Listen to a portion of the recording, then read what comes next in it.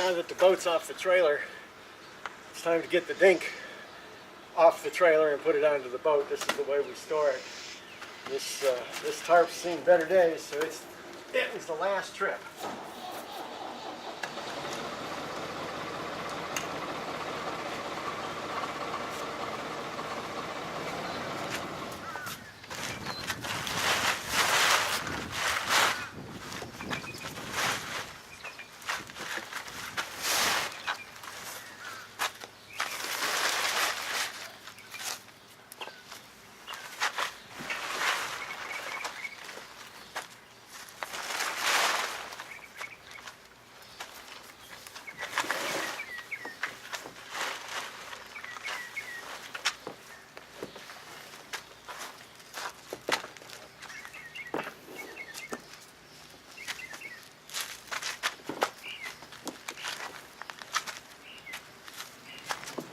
And on the boat, ready to be tied down.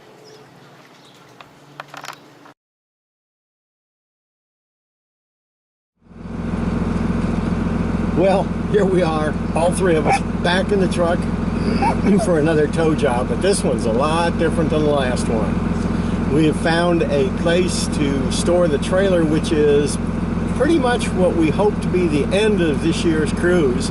So the trailer will be waiting for the boat when we get there. They'll haul it out and drop it right on the trailer.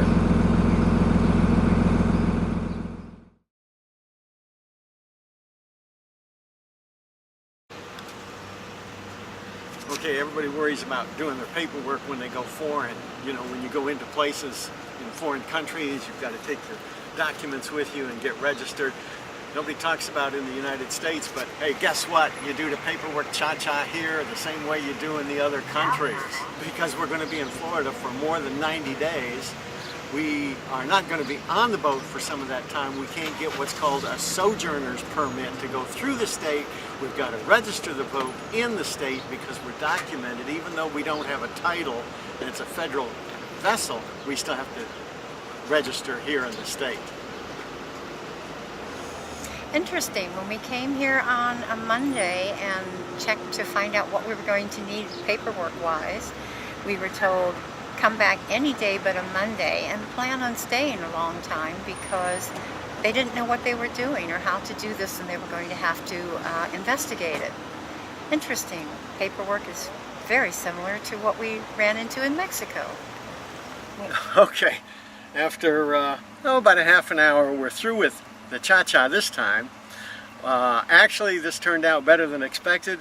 It started out to register the boat for 1 year was $122, and the final price, because Guinevere's an antique and with no further paperwork filled out, it was $4.25 a year is what we have to pay to keep her here in Florida.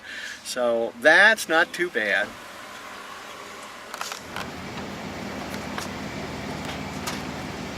As long as we've got the truck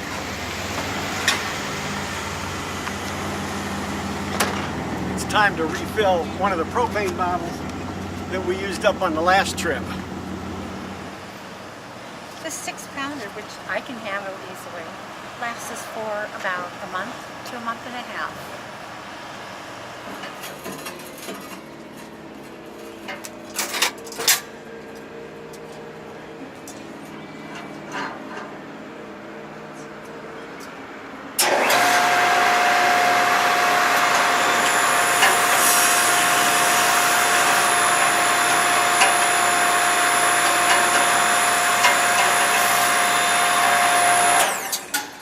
Good.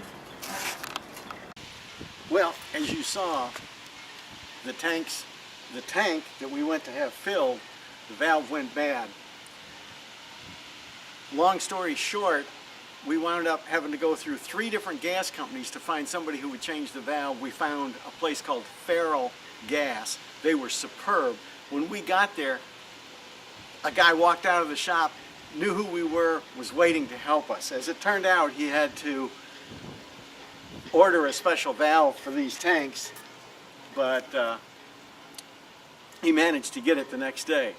One of the things that we didn't know that you might be interested in is if you have a tank and it's a brand new tank, you look at the date on the tank it's good for 15 years, and then it has to be recertified. Who knew that these things had to be recertified? But once they're recertified, they're good for 5 more years.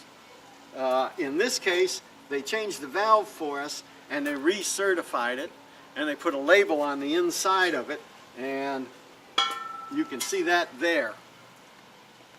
Now, this all goes by a document called NFP 58, and you can look that up on the web, and it gives you all kinds of information about propane. Basically, you want to make sure that you've got your tank certified if you're in the United States, or if you're coming back to the United States and you're watching this from somewhere else, check out your tanks before you get a rude awakening that you can't get them filled. Okay, for those of you who are interested, this is the OPD valve, and they have a little float in them. You can see the little float there, so that they can't be overfilled. This is the one that they took out. Hey, one of our prescriptions for happy cruising is a little local color every day.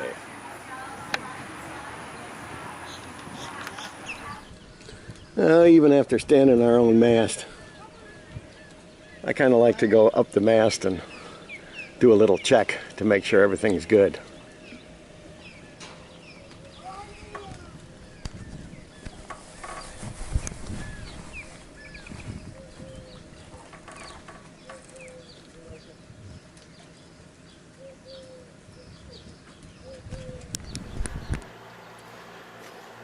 Got to mouse the anchor shackle before we drop the anchor, that's for sure.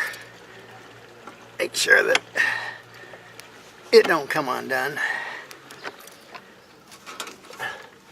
Got to connect up the ham radio antenna to the backstay using a Kearney nut, so that our ham radio gets put into play. Well, we're back on the road again today, but this time it was a little different. Jill's in a rental car, and we brought the truck up to put with the trailer, so it's pre-positioned for us for when we come up here to the yard to haul out. We had a little excitement yesterday. First thing in the morning, we changed oil. Do that at the beginning and the end of each season. Then we went out when we came back from changing the oil. As we pulled into the parking lot, Jill looked down the fairway and said, "Look at that, there's a boat bearing down on us." So we hopped out of the truck quick and ran down, and I had to fend off to a slab-sided motorboat that was trying to get into the travel lift, and he was sort of out of control. But we fended off, nobody was hurt, and no damages were done that we could tell. So well, we topped off the diesel tank, and we're about ready to go. Next thing, we'll be casting off.